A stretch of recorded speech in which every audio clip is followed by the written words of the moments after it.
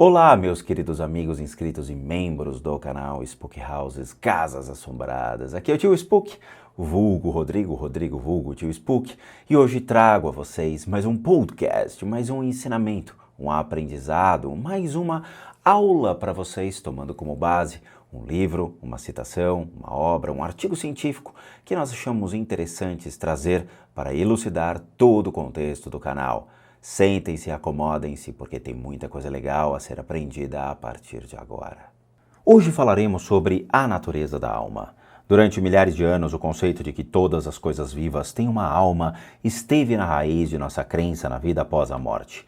O mundo espiritual é onde os espíritos ou almas ancestrais vivem em felicidade eterna ou no inferno eterno, dependendo do seu estado interior. Mas o que é a alma? Para a maioria de nós, a ideia de alma evoca alguma essência misteriosa que não conhecemos, mas às vezes vislumbramos ou sentimos. Talvez esse conhecimento ocorra quando estamos abstraídos de nós mesmos, em alguns momentos em que apreciamos uma grande obra de arte, a música, o amor, o êxtase sexual ou a meditação. Não é algo que podemos agarrar com as mãos, mas ao acreditar na sua existência, nossa vida adquire significado. A alma é um símbolo da natureza espiritual do nosso ser e da nossa conexão com o divino. O entendimento de como as diferentes religiões e os grandes pensadores, através dos tempos, definiram a alma e o modo como ela se encaixa em suas imagens da vida após a morte, pode nos dar uma visão e compreensão maiores desse mistério. Mas vamos falar o que é a alma? Morte? O último sono? Não, é o despertar final. Na maioria das tradições espirituais, a alma tem sido associada com a morte e a vida após a morte. O corpo físico morre, mas a alma vive eternamente, seja como uma alma individual, felizmente, ou a alma do mundo, no nível mais profundo. Em algum momento da vida, todos nós fazemos a seguinte pergunta: para onde é que eu vou quando morrer? As luzes vão apenas se apagar e mais nada? Quem sou eu? Qual é o sentido da vida? Algumas pessoas descobrem uma crença que se encaixa no propósito da sua alma, que dá sentido à sua vida, mesmo que estejam sofrendo, e se a vida delas tem significado, isso lhes dá um incentivo para continuar persistindo. Mas de onde surgiu a ideia de que a alma existe? E nas tradições europeias, como e por que essa ideia surgiu, mudou e se desenvolveu? Bom, falando sobre a essência eterna, Platão, que nasceu em 428 e morreu em 347 anos antes de Cristo, foi um dos primeiros filósofos gregos a considerar a alma como a essência eterna do indivíduo. Ele acreditava que a alma está continuamente renascendo em corpos diferentes.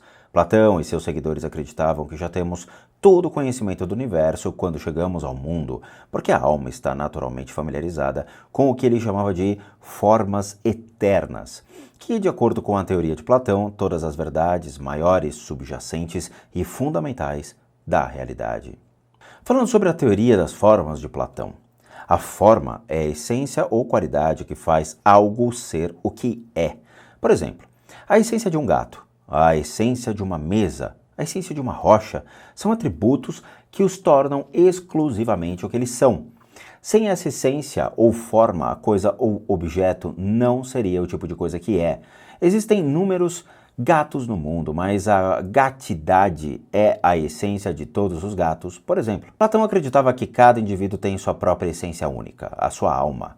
Ele também postulava que a alma humana carrega todo o conhecimento das formas eternas, a essência e a forma ideal da verdade, da beleza, da justiça e de outros arquétipos universais em cada vida física, mas se esquece desse conhecimento. Através do reconhecimento, no entanto, a alma lembra, resgata as ideias do mundo das formas. Isso é como saber a verdade de algo quando o vemos. Por exemplo, inconscientemente, no nível da alma, conhecemos a essência de uma mesa, a essência do ouro, a essência da verdade, a essência da beleza, as qualidades abstratas de tudo que existe. A nossa alma já sabe disso, mas isso não vem à mente até que reconheçamos. Pode ser tão simples quanto de repente ter um insight, lembrando-nos de algo que podemos não acreditar conscientemente que conhecíamos antes, um sentimento de que sabemos que conhecíamos alguma coisa antes, vivíamos nossa vida de uma forma diferente antes.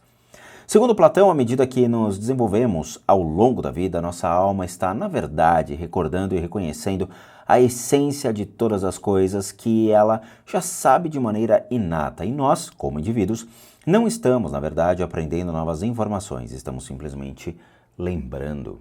Mas vamos falar sobre a alma do mundo. Na filosofia ocidental, o demiurgo de Platão, o artesão não julgamentoso do universo precisava trazer à vida a sua tela em branco do universo.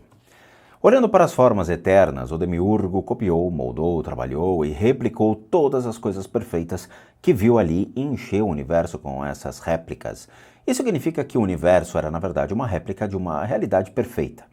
O demiurgo também fundiu o universo com sua própria alma, conhecida como Psyche tu Cosmo, ou a alma do cosmos, mais comumente conhecido como Anima Mundi ou alma do mundo. Foi esse conceito da alma do mundo que teve uma influência profunda sobre filósofos posteriores, como Plotino, cujos escritos do século III d.C. também inspiraram a filosofia espiritual e esotérica ocidental, desde o Renascimento até hoje.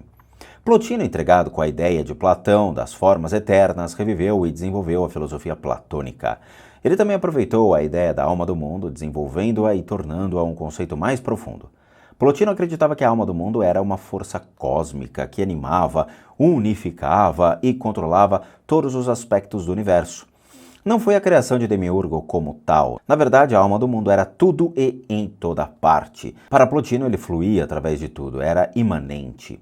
Os escritos de Plotino passaram a inspirar o filósofo e astrólogo italiano do século XV, Marsilio Ficino, que traduziu não só todas as obras de Platão para o latim, mas também as obras de Plotino e muitos outros textos gregos desconhecidos, tornando-os acessíveis a todas as instituições acadêmicas da Europa. Portanto, Ficino foi um dos principais protagonistas do renascimento da filosofia humanística. Para ele, a alma do mundo é uma essência espiritual dentro da criação que norteia a vida e o cosmos, enquanto que a alma humana é um modelo de miniatura da alma do mundo. Para Ficino, a alma do mundo contém e, ao mesmo tempo, permeia cada indivíduo.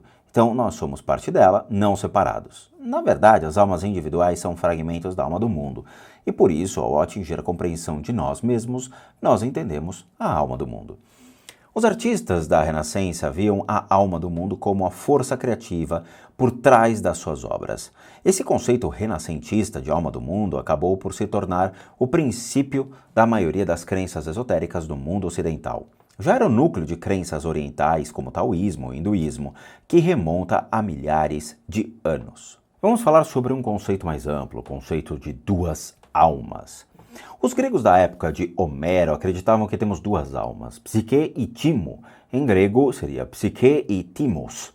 Timo era uma alma física, enquanto Psique era a força vital que continuou a viver depois da morte no Hades, como uma das sombras. Timo era associado à consciência pelo filósofo Heráclito, que morreu em 475 anos antes de Cristo, mas ele também acreditava que a psique, ou alma, estava relacionada com as profundezas insondáveis do nosso próprio ser. Bom, os cultos de mistérios órficos prosperaram uns 100 anos depois de Heráclito e foram influenciados pelas culturas xamânicas dos trácios, que viviam perto do Mar Negro. No pensamento espiritual órfico, a alma separa-se inteiramente do corpo e existia independentemente dele após a morte. Seguidores desses cultos tinham motivo para acreditar que a morte levava às coisas melhores. Outras culturas, como o povo Inuit Caribou, acreditavam que a pessoa tinha mais de um tipo de alma. Para eles, uma estava associada com a respiração, a outra associada com a personalidade, acompanhava o corpo como uma sombra. A religião tradicional chinesa também definia dois tipos de alma, Hun e Po, que correspondiam ao Yin e Yang, respectivamente. Dentro desse conceito de dualismo da alma, todo ser humano tem uma alma etérea, que deixa o corpo após a morte, e uma alma física que permanece conscientemente no cadáver. Como a alma é incapaz de deixar o mundo físico, muitas culturas, como os povos Iwi e Fon da África Ocidental, acreditam que ela se torna um fantasma após a morte física. Alma ou espírito. Muitas vezes a palavra alma e espírito são usadas indistintamente, mas na verdade existe uma diferença entre as duas. Parece que, enquanto o espírito é algo que pode se manifestar no mundo físico, a evasiva alma é mais como uma borboleta, difícil de definir, que dirá de capturar. Em muitas tradições espirituais, tais como o cristianismo, é geralmente aceito que algo, muitas vezes conhecido como espírito anima o corpo e lhe serve como ponte para a vida. Por exemplo, no Novo Testamento, Tiago 2,26, diz que o corpo sem o espírito está morto. E o Salmo 104 revela que, se lhes tira o espírito, morrem e volta para o seu pó. Aqui o espírito é uma referência a uma força invisível que anima todas as criaturas vivas. Na psicologia transpessoal contemporânea, enraizada na psicologia junguiana, o espírito é equiparado à mente e ao ego. Espírito é a ação, ele faz as coisas acontecerem, faz coisas, ama, alimenta, segue, comanda a vida. A alma, no entanto, recorda, lembra-se de outros reinos ou vidas passadas, sente, conhece profundamente e escuta. Então, quando o espírito ou força vital morre, a centelha da alma retorna à alma do mundo. Ela repousa por um tempo. A sua luz é vista no céu como uma nova estrela que um dia cai na terra novamente. Nesse caminho, a alma evolui através de uma hierarquia de vidas, através de várias encarnações, até alcançar a felicidade eterna. Por isso pode-se dizer que a alma é a essência mais profunda de algo eterno e duradouro dentro de nós. A sua fonte é a alma do mundo, enquanto o termo espírito descreve nossos desejos, instintos, pensamentos conscientes e o ego. O psicólogo arquetípico James Hillman, que morreu em 2011, comentou que se a alma é a arte, o sobrenatural, o outro mundo, então é o espírito, é a verdade, ciência, a chamada realidade racional, lógica e causa e efeito. Ele também afirmava que o espírito, como a maioria dos cientistas, raramente aceita a existência da vida após a morte. Ele normalmente nega isso. O espírito tem um mecanismo de defesa, desencadeado pelo medo de que tudo o que não é desta vida ou da chamada realidade não exista. A alma é misteriosa e espiritual. Ela se esconde dentro de nós. A alma suscita o sentimento de que você já esteve aqui antes, um conhecimento interior, um déjà vu. Enquanto que com o espírito, você poderia pensar, ok, talvez eu já tivesse estado aqui antes, então vou descobrir quando e por quê. Bom, meus amigos, este foi mais um capítulo, mais um episódio desse incrível podcast conhecido como a Bíblia da Vida Após a Morte.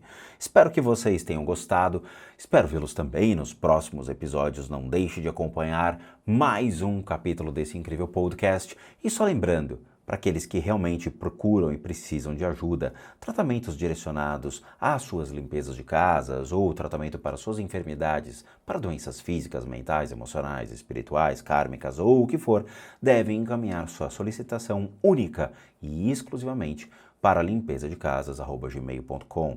Para aqueles que querem tornar-se membros, nós temos o programa Seja Membro. Basta clicar dentro da própria plataforma do YouTube e que você contribui com R$ 8 para nos ajudar dentro desse projeto e continuar caminhando dentro da plataforma. Além, obviamente, do sistema de doação pelo próprio PayPal. Além disso, nós temos a nossa lojinha casasassombradas.com.br com muita coisa legal para vocês.